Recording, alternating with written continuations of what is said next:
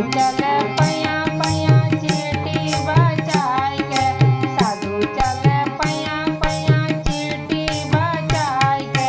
राम चले घोड़ा हाथी, राम चले घोड़ा हाथी, काल की सजाए के।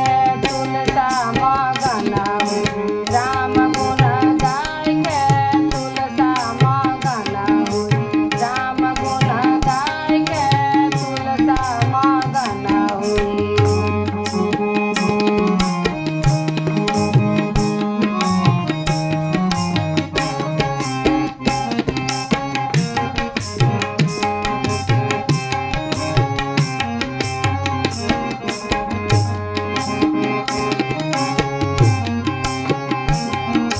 कौन खाए लड्डू पेड़ा बर्फी सजाए के, कौन खाए लड्डू पेड़ा बर्फी सजाए के।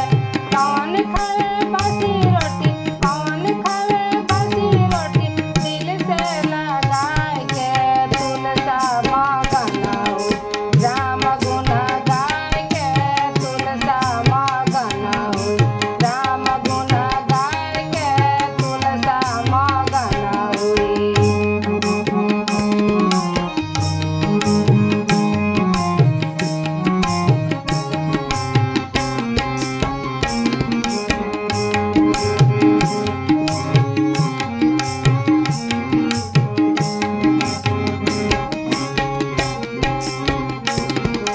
राम खाए लड्डू पेड़ा बर्फी सजाए के, राम खाए लड्डू पेड़ा बर्फी सजाए के।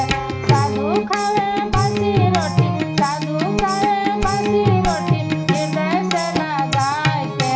तुलसा मगन हुई राम गुण गाय के, तुलसा मगन हुई राम गुण गाय के, तुलसा मगन हुई।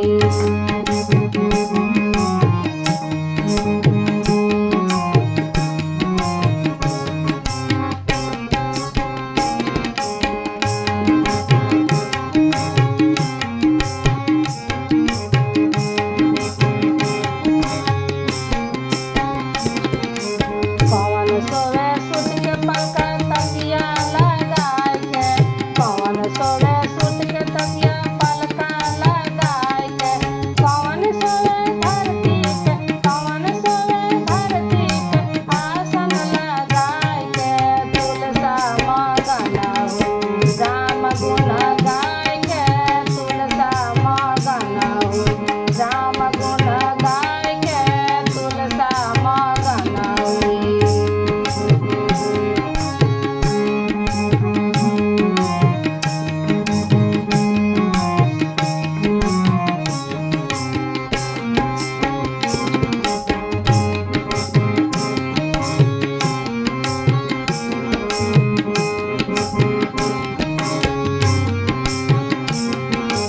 राम सोवे सूत के तकिया